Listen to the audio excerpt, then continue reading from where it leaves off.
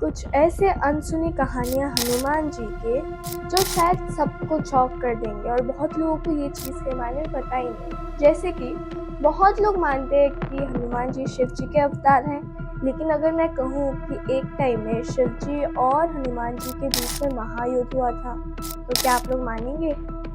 और अगर मैं कहूँ कि हनुमान जी अपने जन्म से पहले ही भगवान राम से रिलेटेड थे, भगवान राम से कनेक्टेड थे, तो क्या कहेंगे आप? Hey guys, this is Priya, welcome back to my YouTube channel study bits with Priya. और आज मैं फिर से आ गई हूँ आप लोगों के लिए एक नया टॉपिक लेकर। और इस बार का जो टॉपिक है वो बहुत ज़्यादा इंटरेस्टिंग है, क्योंकि ये कुछ ऐसे अनसुने कहानियाँ हैं हनुमान जी के बारे में जो शायद अगर आप सुनोगे तो चौंक जाओगे। और मेरे को जितना तक बिलीव है 90% of the people don't know about all this stories. तो काफ़ी अच्छा लगेगा, काफ़ी इंटरेस्टिंग वीडियो होने वाला है आज का। सो ये ज़्यादा टाइम वेस्ट नहीं करके let's go start and learn about it. तो हनुमान जी देवी अंजना और पवन देव के पुत्र थे, ये बात आप सबको पता है। पर मैं अगर बोलूँ कि उनके जन्म से पहले भी एक स्टोरी है जो बहुत ज़्यादा इंटरेस्टिंग है और जो प्रूफ करता है कि हनुमान जी श्री राम से जन्म से पहले ही कनेक्टेड थी। तो बात ऐसा था कि राजा दशरथ ने एक यज्ञ करवाया था अपने पुत्र प्राप्ति के लिए। उन्होंने बहुत महायज्ञ कराया था और उस यज्ञ में अग्निदेव प्रकट होकर उनको एक खीर दिया था प्रसाद के रूप में। तो जब दशरथ जी अपनी तीनों पत्नियों को वो खीर बांटने गए थे, तब उस टाइम जो हिस्सा माता कैकेयी को मिला था उनमें से थोड़ा सा खीर लेकर एक खीर उड़ के चला गया। अब जब वो उड़ रहा था तो एक जगह जाकर वो खीर गिरा जहाँ पर अंजना देवी थी। तो वो जो खीर का थोड़ा सा हिस्सा था वो एक्चुअली अंजना देवी के हाथों पर गिरे और गिरने के बाद उन्होंने वो खा लिया था। अब जबकि वही खीर, वही महायज्ञ के प्रसाद को खा कर तीनों वहाँ दशरथ की पत्नियों ने भगवान राम, भरत, लक्ष्मण और शत्रुघ्न को जन्म दिया था। वही खीर के थोड़ा हिस्सा खाकर यहाँ हमारे हनुमान जी इस पृथ्वी पर आए। तो हम सब लोग बचपन से ये जानते हैं कि हम बजरंगबली को हनुमान कहते हैं। वैसे हनुमान जी के काफ़ी सारे नाम हैं, लेकिन जो हनुमान नाम है वो एक्चुअली उनका जन्म से नहीं था, वो एक कारण की वजह से उनको नाम पड़ा था। तो उनका बचपन की बात था जब उन्होंने सूरज को देखा और उनको लगा ये एक पका हुआ फल है। उन्होंने उस चीज़ को जब देखा उनको बहुत खाने का मन किया और वही टारगेट लेके उन्होंने सूरज की ओर एक उड़ान भरी और वो आगे चलते रहे। जब इंद्रदेव ने ये चीज़ देखा कि हनुमान स्वर्गलोक की तरफ आगे बढ़ रहे हैं, तब वो बहुत ज़्यादा क्रोधित हो गए थे। उन्होंने हनुमान जी को बताया भी, लेकिन हनुमान जी ने जिद पकड़ के रखा था कि मुझे ये सूरज, ये पका हुआ फल खाना है। तब जब इंद्रदेव ने ये चीज़ देखा तो वो बहुत ज़्यादा क्रोधित हो गए और उन पर एक हमला कर दिया। उनके ही अस्त्र से उनको एक हमला कर दिया और जिसका बहुत ज़्यादा इफेक्ट्स था और हनुमान जी बेहोश होकर तेज़ी से धरती की ओर गिरने लगे। जब पवन देव ने ये चीज़ देखा कि हनुमान जी उनके पुत्र गिर रहे हैं तेज़ी से पृथ्वी की ओर, तब वो बहुत ज़्यादा क्रोधित होकर उनको लेकर, मतलब हनुमान जी को लेकर वो पाताल लोक पहुँच गए। पहुँच जाने के बाद वो बहुत ज़्यादा क्रोधित थे और बहुत ज़्यादा दुखी भी थे, क्योंकि वो हाल उन्होंने अपना पुत्र का कभी देखा नहीं था। तो जब वो चीज़ हुआ तो फिर क्या किया, पवन ने बहुत ज़्यादा गुस्से में आकर जो पूरे ब्रह्मांड की हवा है वो उन्होंने अपने हाथों पर ले लिया, क्योंकि हवा ख़त्म हो गया पूरे ब्रह्मांड पर। हर एक जीव की दम घुटने लगे और पृथ्वी का विनाश की तरफ जा रहा था, क्योंकि कोई जी नहीं पा रहा था अच्छे से, बहुत ज़्यादा तकलीफ में था। तो वो चीज़ देखकर उस चीज़ को रोकने के लिए बहुत सारी देव देवियाँ पाताल लोक पहुँचे और हनुमान जी को वरदान देने के लिए पहुँचे थे। वैसे जब इंद्रदेव ने हनुमान जी पर वो हमला किया था तो उसमें उनका जबड़ा टूट गया था, और हनु मतलब होता है जबड़ा, इसलिए उनका नाम हनुमान पड़ गया था। तो उनमें से ब्रह्मदेव ने उनको एक वरदान दिया कि वो इस पूरे ब्रह्मांड के अंत तक रहेंगे। भगवान विष्णु ने उनको एक वरदान दिया कि वो आजीवन उनके परम भक्त रहेंगे। फिर जाकर इंद्रदेव ने भी उनको एक वरदान दिया, जिसमें उन्होंने ये कहा कि हनुमान जी को अब से कोई अस्त्र या शस्त्र कभी भी उनको नुकसान नहीं कर सकते। तो ऐसा माना जाता है कि आप कभी भी जब राम कथा सुनाई जा रही हो, राम कथा बोली जा रही हो, वहाँ पर हनुमान जी किसी न किसी रूप पर उपस्थित होते हैं।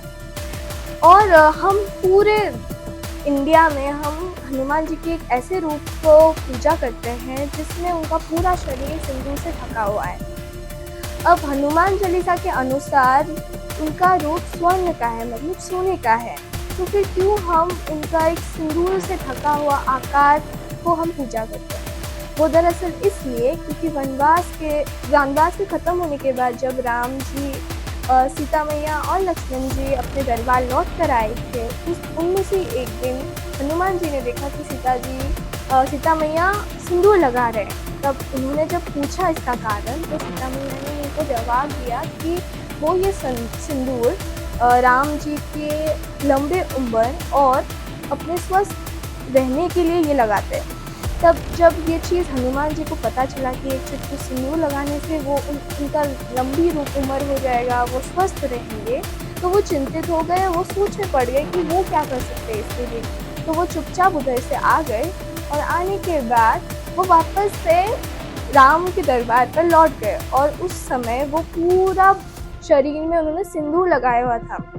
तब जब राम जी ने ये चीज़ देखा तो राम जी ने उनको पूछा इसका कारण कि क्यों वो पूरे शरीर पर सिंदूर लगा के आए हैं। तब उन्होंने कहा, हनुमान जी ने कहा कि अगर सीता मैया की एक चुटकी सिंदूर से आपकी लंबी उम्र हो सकती है, आप स्वस्थ रह सकते हो, तो शायद पूरे शरीर में जब ये सिंदूर लगाऊंगा तब आपका कितना लाभ होगा। तब राम जी बहुत ज़्यादा प्रसन्न हो गए थे और उनको आशीर्वाद दिया और उनको एक और भी वरदान दिया कि जो लोग सिंदूर से ढके हुए हनुमान की पूजा करेंगे उनको हमेशा राम जी की आशीर्वाद प्रकट हो। और एक इंटरेस्टिंग फैक्ट मैं आपको बताना चाहती हूँ कि अभी भी बहुत सारे लोग मानते हैं कि हनुमान जी अभी भी इस वर्ल्ड में अभी भी वो जिंदा है, वो हमारे साथ में पृथ्वी पर है। पर हनुमान जी की ये रिलेशन त्रेता युग या कलयुग से ही नहीं बल्कि द्वापर युग में हुआ महाभारत से भी। वो कहा जाता है कि हनुमान जी ने अर्जुन को एक बार वादा किया था कि वो महाभारत के युद्ध में उनके साथ थे। तो जब ये युद्ध शुरू हुआ तो जो हनुमान जी हैं वो अर्जुन के रथ के ऊपर लगे हुए झंडे पर विराजमान हैं। और जब युद्ध ख़त्म होने के बाद जब अर्जुन और कृष्ण जी उस रथ से नीचे आने के बाद जब हनुमान जी आकर भगवान कृष्ण जी को प्रणाम करके चले गए, तभी उसके बाद ही उस रथ पर आग लगकर वो भस्म हो गया। तब कृष्ण जी ने अर्जुन को समझाया कि वो पूरे युद्ध में हनुमान जी ने उनका रथ का और उनका रक्षा किया है, और अगर वो नहीं होते तो शायद पांडव इस युद्ध में जीत ही नहीं पाते। तो क्योंकि हनुमान जी ने एक वरदान प्राप्त करके रखा था ब्रह्मा जी से कि वो इस ब्रह्मांड के अंत तक रहेंगे, तो वो हर एक युग में अपना एक अलग रूप के हिसाब से उन्होंने जिया है। और ये कहा जाता है कि कलयुग जब शुरू होने वाला, द्वापर युग खत्म करके जब कलयुग शुरू होने वाला था, उस टाइम उन्होंने एक पर्वत अपने लिए रखा था। वहाँ पर उन्होंने ये सोच कर रखा था कि वहाँ पर वो आराम से अपने भगवान राम की तपस्या कर पाएंगे और अपने भक्तों को मदद कर पाएंगे।